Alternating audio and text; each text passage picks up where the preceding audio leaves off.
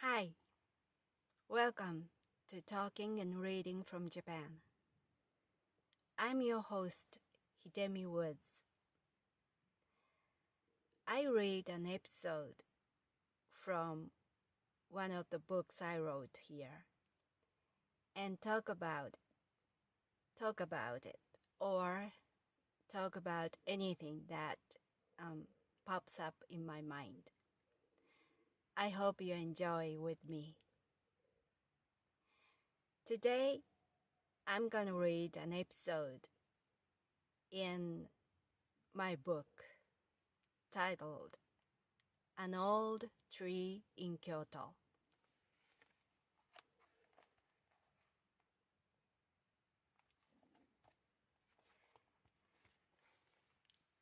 Today's episode is called My Grandfather's Party. It's about home parties my late grandfather held.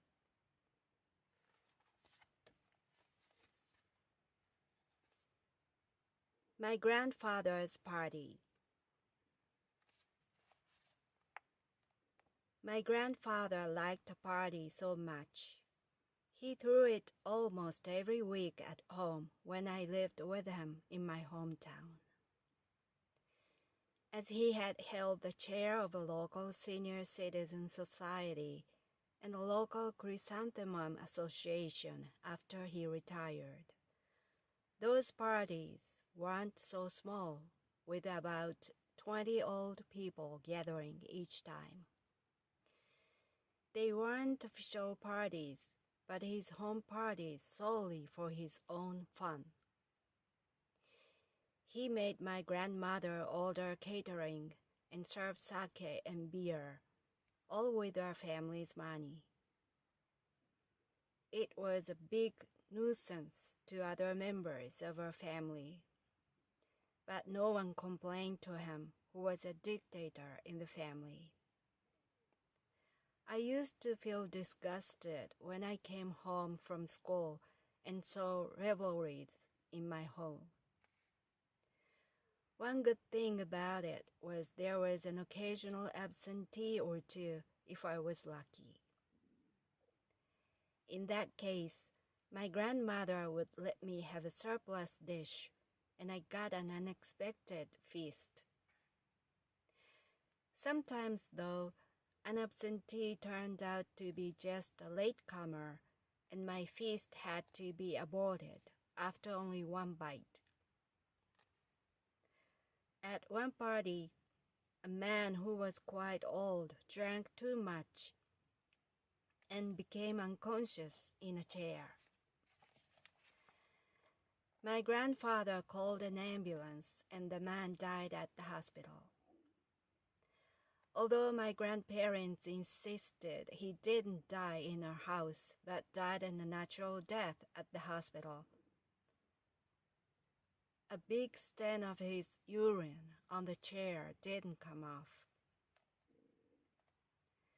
The chair had been my grandmother's favorite chair that she used when she did some sewing, but she never sat in it again. Also, my grandfather's home party days were over. He never had a party for his clubs at home again. We retrieved quiet days to our house in a weird way. But I missed the delicious excess dish once in a while. That was today's episode. My grandfather was, I lived with him all my life in my hometown until I was 21 years old. And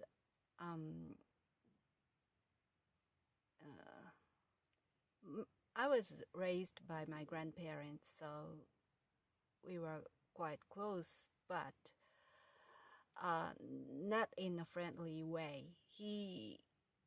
My grandfather held tight rein over my family members.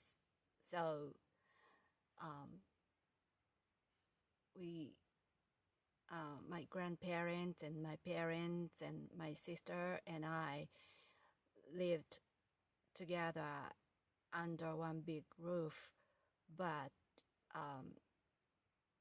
the rest of, except for under my grandfather's reign, the rest of us lived in a really, in a, we crunched, we really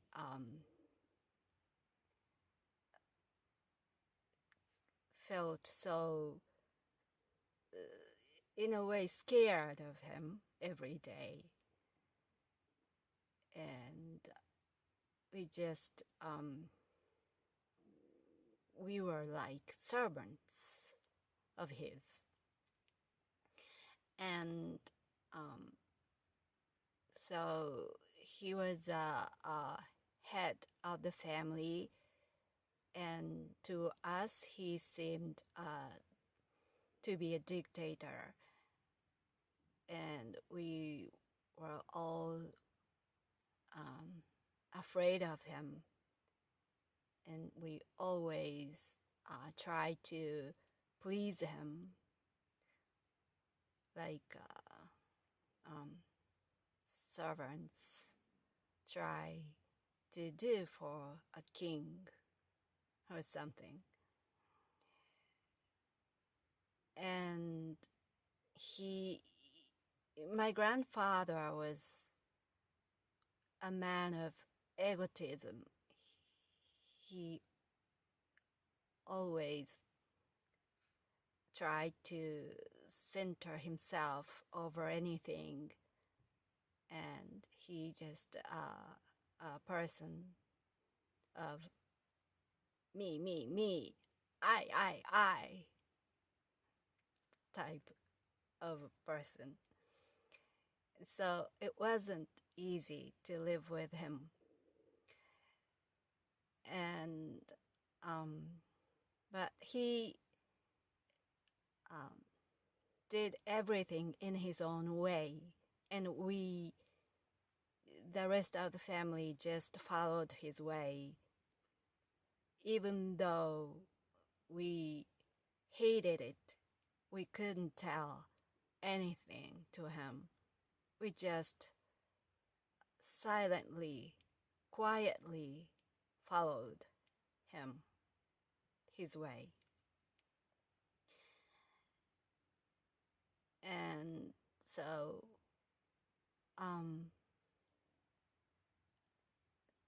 living with him caused numerous problems and troubles in the house, such as when every time we have dinner, we used to have dinner together, 6 of us.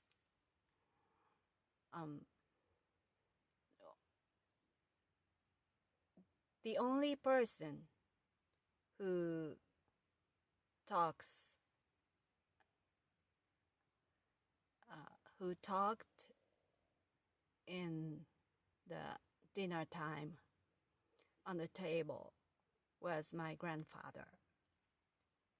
The rest of us were just listening to him. And for your information, what he was talking was so boring and not interesting at all. So the mealtime was a torture in a way. And sometimes I dared. No one didn't, but I dared to talk about myself. Like, today at school, my friend told me like that. I goes that way. Then every single time my grandfather interrupts me and like going like this. School, my school, I tell you, when I went to school, when I was a student, my teacher told me once, blah, blah, blah. So he just the snatched my story, what I was going to tell, and just stole it into his story. And no matter how hard I tried, I couldn't deter his interruption.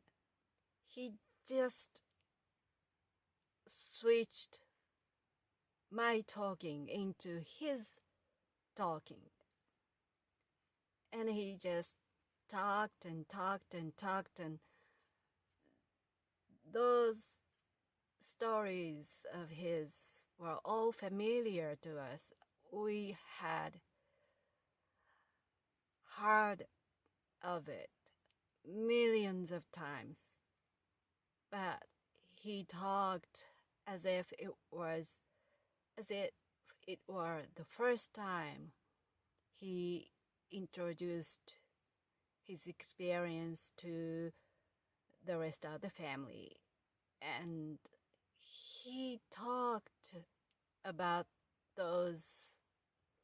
his stories so happily, merrily. He enjoyed immensely talking about himself. And we sat and pretended to listen to him, just eating, just waiting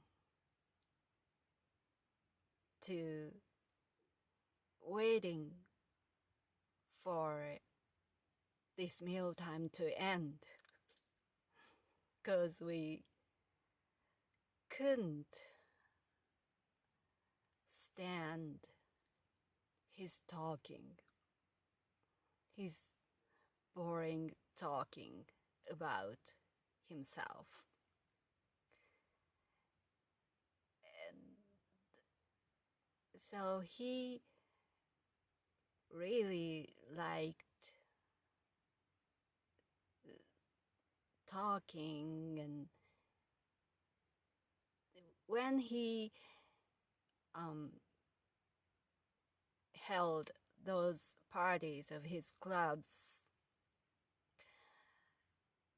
he usually gave the guests a speech, even though a speech wasn't required. They didn't need any speech because it was not official parties. Nobody asked his speech, but he made a speech anyway because he liked it. Or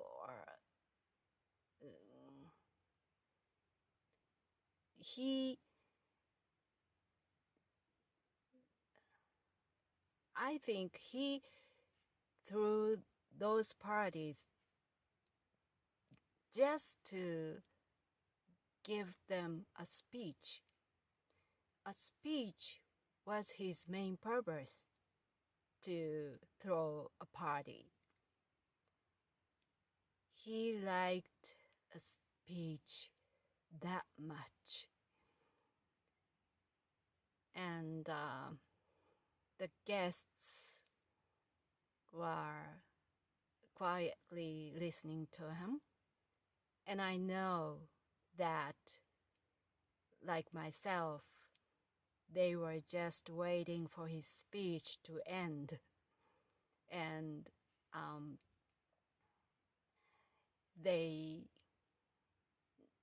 what they were thinking was to start eating the treat as soon as possible.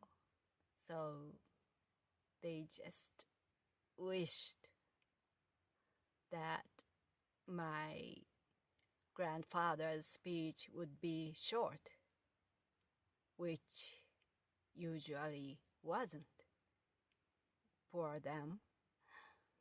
And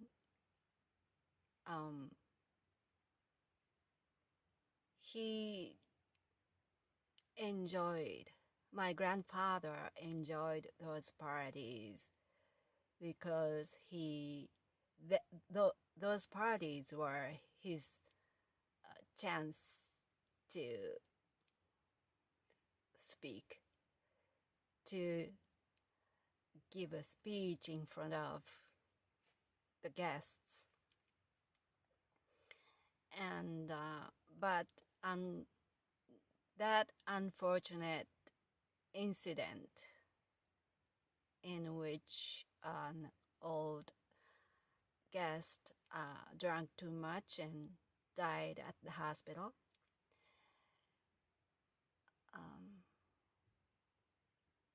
that must have been a shocking experience for his grandfather, because he suspended his party days because of that incident. And I was so relieved. But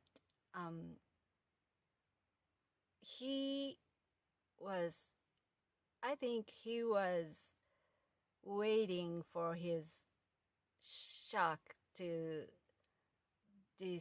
disappear. And in his mind, he was waiting for his party days to resume. But while he was suspending his parties,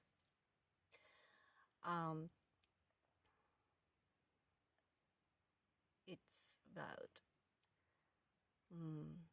a few years, 5 or 6 years later,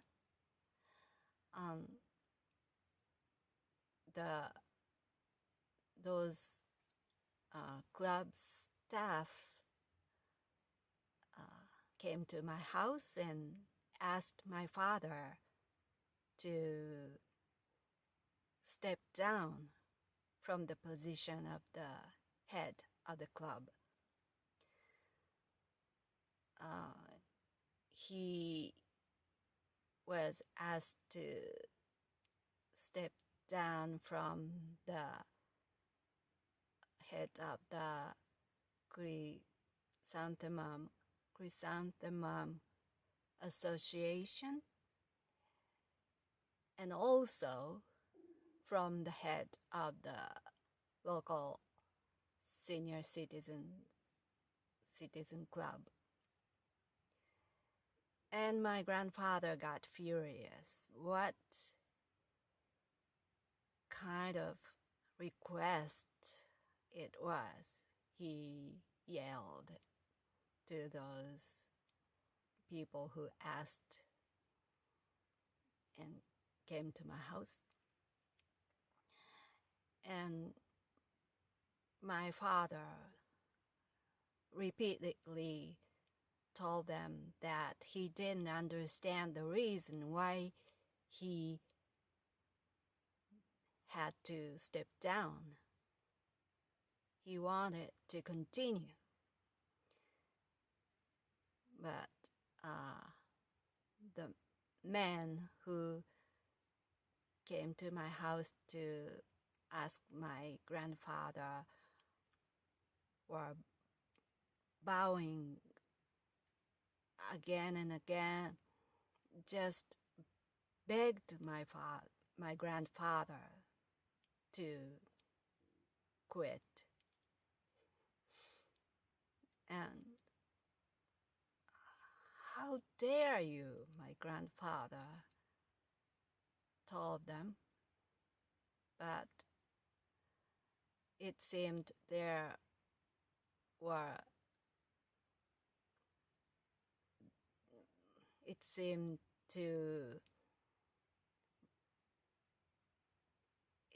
that my grandfather had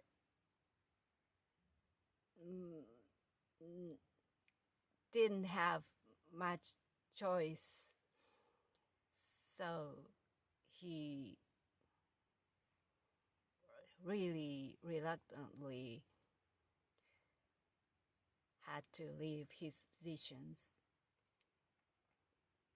So his party never resumed, and he passed away.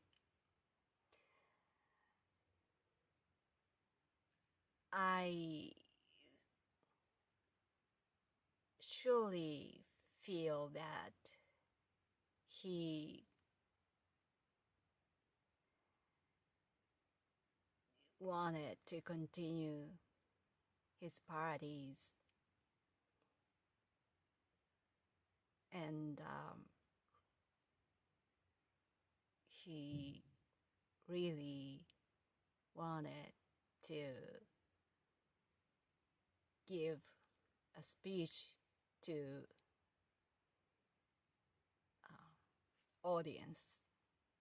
his audience. But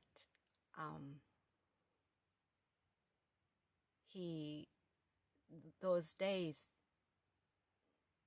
unfortunately, didn't come back to him, and he passed away. What I think is that he is throwing his parties above, up in heaven, I guess.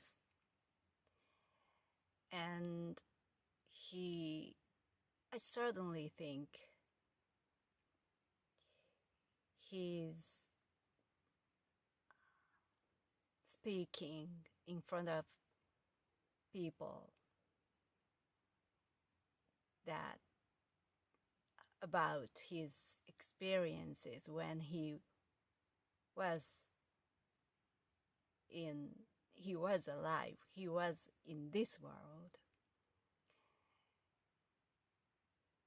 So his party days are still going on up above. That was what I feel quite sure about my grandfather. And as I introduced in my books, episodes about my grandfather are abundant. I wrote about my grandfather so much, quite many episodes in my books are about my grandfather. So instead of my grandfather, I am talking about his experiences down here while he's doing up there. It's funny. Things goes unexpected way, don't you think? Well, that's all for today. Thanks for listening. I'm Hidemi Woods. I hope I can talk to you soon again here. Until next time, take care and be well.